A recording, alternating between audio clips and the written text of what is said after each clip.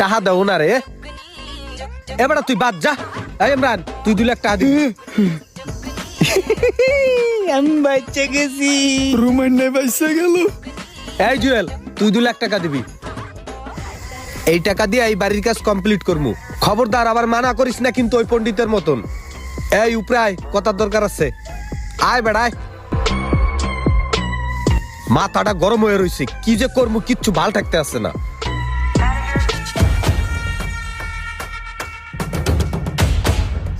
হায় হায় রে, টাহার টেনশনে পাগল হয়ে গেল নি।